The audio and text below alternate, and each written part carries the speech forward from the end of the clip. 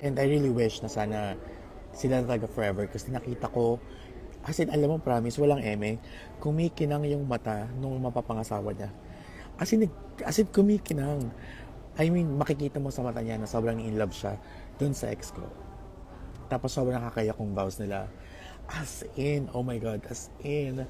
First time ko nakapanood ng same-sex marriage, na same-sex wedding.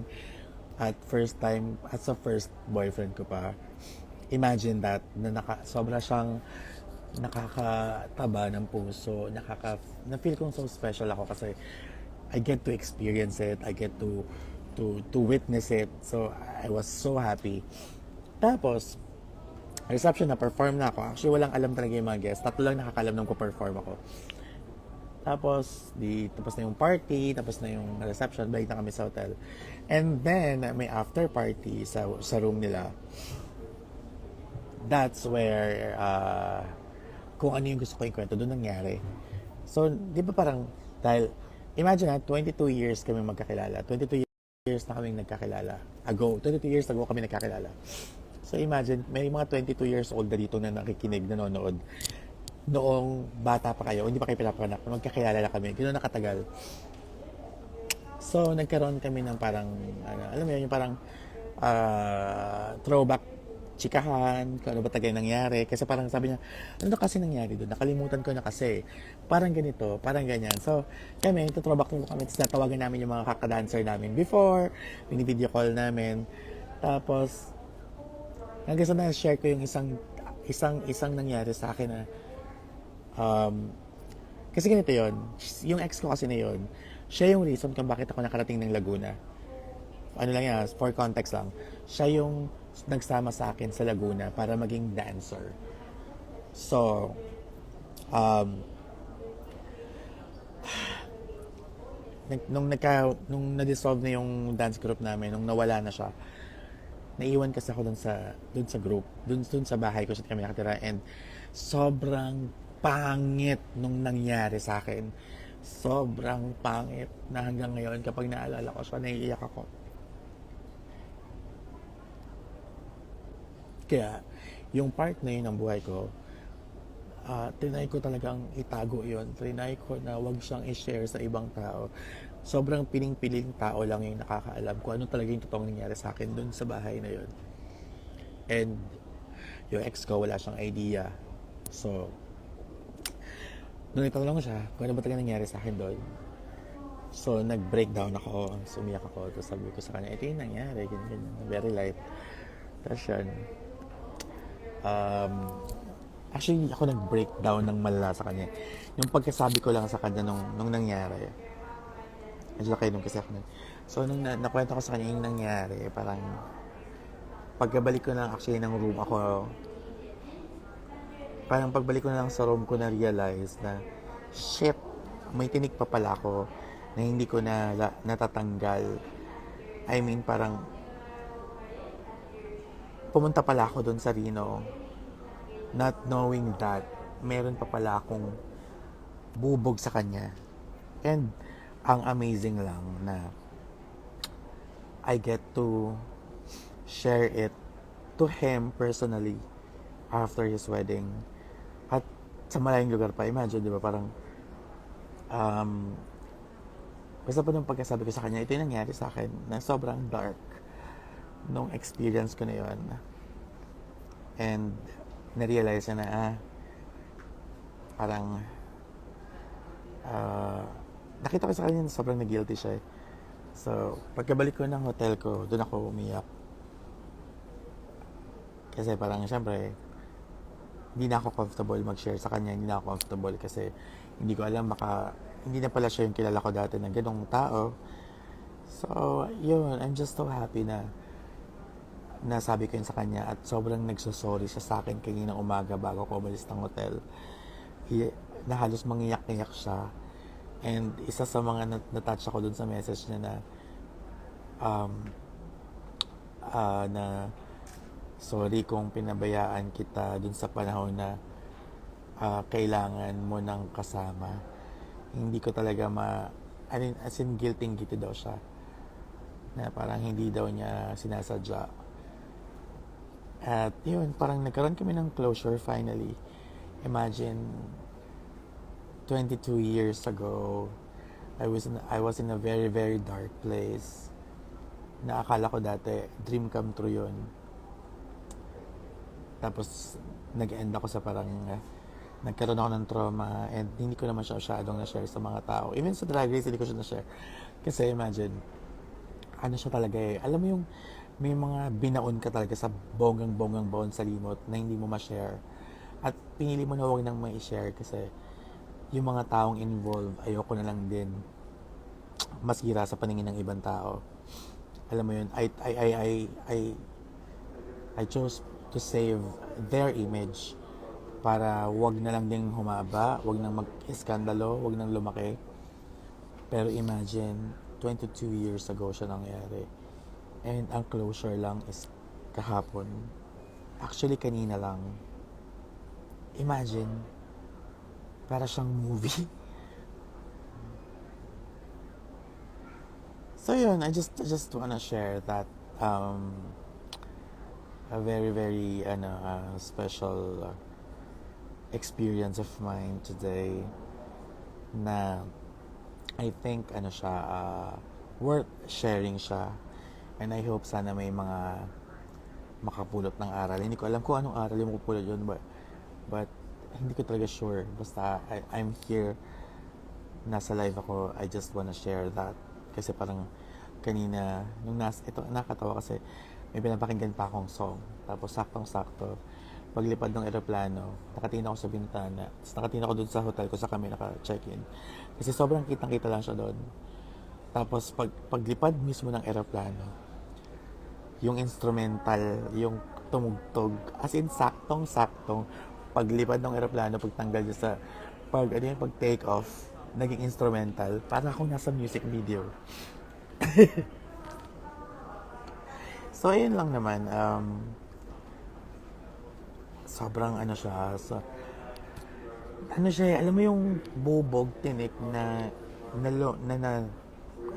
nandyan siya, pero parang nakovera na siya, nawala na, akala ko wala na siya, akala ko nakamove on ako. And imagine, yung isa ding ka-dancer namin na before, nakaramdam din ako ng very light judgment sa kanya. She went to our hotel earlier this morning na sobrang proud daw siya sa akin. Sobrang natutuwa siya na nagkakilala kami na na-experience niya akong maging kaibigan, maging kagrupo. Alam mo, to be honest, hindi ko rin alam kung yung maramdaman ko kanina kasi hindi ko pa kayo share, pero isa yung ka-dancer ko na yun sa mga nagparamdam sa akin na outcast ako.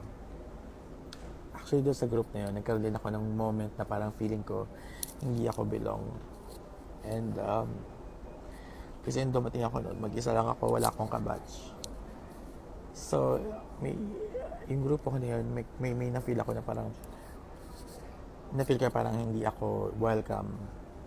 And kapag binabalikan ko siya ngayon, like pag iniisip ko siya ulit siya ngayon, to be honest, masayang naging performer ako. Masaya na na-experience ko to perform with them, to live in a house with them, to be a part of that group. Pero there was this parang tinago kong feeling na I felt that they don't like me. I felt that hindi ako ganun kagaling. I felt that hindi nila ako gusto kasi siguro dati ang dami ko pang mapalpak nun. Pero it's so I'm so happy na yung isa sa mga tao na yun, sinabi niya sa akin na sobrang proud siya sa akin, na pinapanood daw niya ako, na chini-cheer niya ako. I used to admire her. I used to look up to her, alam mo yun.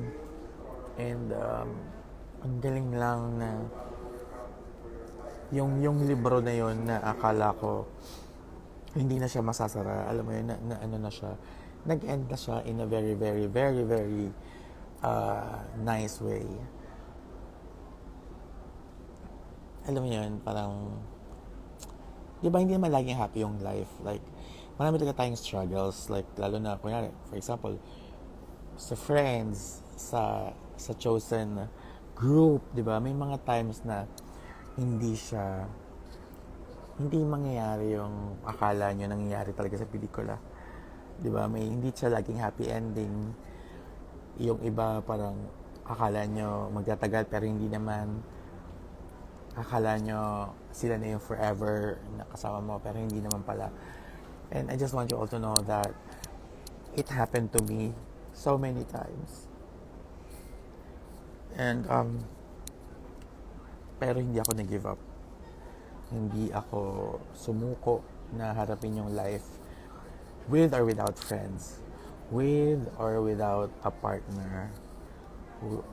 Basta ang alam ko lang noon, buo yung loob ko na experience yung buhay ko, na feeling ko may magandang mangyari pagdating ko dun sa stage na yon, natapos na akong i-challenge ng mundo, ng universe. So, ayun, kaya ngayon, ako, to be honest, I'm so happy na, ano siya, nagbunot na yung tinik na yun. And, sobrang na-appreciate ko ngayon yung life. Sobrang na-appreciate ko yung experience na yun. Na dati, pilit ko siyang kinakalimutan kasi hindi talaga siya inspiring to tell, to share. Hanggang nangyari tong araw na to, na nagkaroon na siya ng closure. Na it means that meron talagang rainbow sa dulo, after ng rain. Alam mo yun, kung nasa stage ka man ngayon na you're still moving on sa isang stage na or sa isang experience or sa isang stage ng life mo na hirap na hirap ka mag-move on, huwag mong piliting mag-move on. Huwag mong pilitin na kalimutan yung mga dapat mong kalimutan dahil dadating yung time, yun mismong experience na yun ang magsasara ng kusa at magbibigay sa iyo ng magandang lesson. Ayun lang naman. Grabe no, ang sarap kasi niyang i-share talaga. Kasi actually kachat ko lang kanina si Maika. And sabi ko, parang sinishare ko na to sa kanya kanina pero sabi ko, parang feeling ko kailangan tong ma-share sa mas madami kasi feeling ko may lesson siya. May lesson naman, di ba? So, ayun, this goes to all those who are watching na experiencing challenges na life is really unfair. Maraming time na akala natin ang unfair dahil bakit lagi tayo yung naagrabyado, bakit tayo yung laging nasasaktan, bakit tayo laging nalalamangan. Pero alam mo, yung naramdaman natin o mararamdaman nyo, yan ang magtuturo sa inyo para mas maging malakas. Yan ang magtuturo sa inyo para mas maging better at mas maging ready pa kayo sa mas mahirapang challenges. Kasi ba, hindi naman nag-i-end ang life sa puro happiness lang. Di ba? Parang, kaya nga balance siya eh. Balance ng life. Kung mas lungkot ka ngayon, maging masaya ka next. Hindi ko sabing lagi may malungkot at masaya, pero alam mo yun, you always have to know or to be aware na departing na yung nagbo-boarding na yung plane ko. Charing! Di pa, 11 pa pala. You have to know that balance ang life. Hindi laging happy, hindi laging sad. Siyempre, merong happy, meron ding sad. Pero it's up to you if yung sad ay parang titingnan mo siya as a sad stage. Pwede namang hindi. Always look on the brighter side kung ba't ka malungkot. Alam mo yun, kasi there's a lesson for you to learn. Kaya ka binibigyan ng ganyang challenge. Ayun lang naman, alam mo, I'm just happy that nangyari to sa akin. Promise. Like, para siyang movie. And sana may Amen. Sana meron kayong natutunan sa bigla ko nalang nag-live ako dyan. Hi, Maybell. So yun, please take care of yourself. Yun lang naman yun. Life is beautiful. Life is precious. Sometimes ang life is unfair. Sometimes sa iba, life is fair. Pero it's really up to you kung paano nyo siya i-handle, titignan. I mean, appreciate the small things, appreciate the details, appreciate everything, experience it, every single moment, then doon nyo ma-feel at doon nyo ma-realize na ay, ang sarap ng buhay pala talaga. And kung nakaranas man kayo ng lungkot, is because siguro kailangan nyo pang mas maging better. Kaya kayo china-challenge. Yun lang yun, oh my gosh, ang dami ko na nasabi. I just want you all to know that I'm just like you and you're just like me. Kaya, please, like kayo iingat, magpa-pray, magpa-thank you sa universe, and always smile. Kahit ano pa yan. Okay?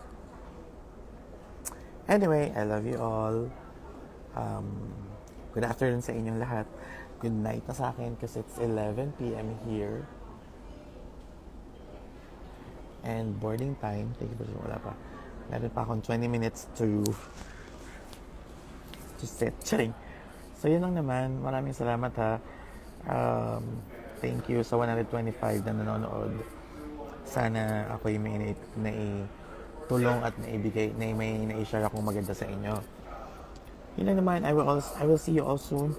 This Saturday po, ako ay nasa O-Bar at nasa, nag-promote bigla. Ang show ko po this week ay Biniverse, Saturday, Sunday, Monday. Pero after Biniverse ng Saturday, nasa O-Bar po ako. Kung gusto niyo po ako makita at kung naubusan na kayo ng ticket sa Biniverse, nasa O-Bar po ako. I'll be one of the guests sa Broadway night ng O-Bar. Ayan, medyo madami-dami akong ipa-perform. Medyo nag-aaral ako ng 2 bagong song for that night. So, kung gusto niyo po ako makita at makita ang mga bago kong ipa-perform this Saturday sa O-Bar. And, yun lang. Sa 22 po, nasa Drag del Norte ako. And after that, punta na ako ng Australia ulit. So, kung gusto niyo ako makita, meron po akong Saturday sa O-Bar. Ayun na naman. I love you all. Yes, Lily Cheng, I love you. See you soon. Good night. Have a nice day, everyone. Bye-bye.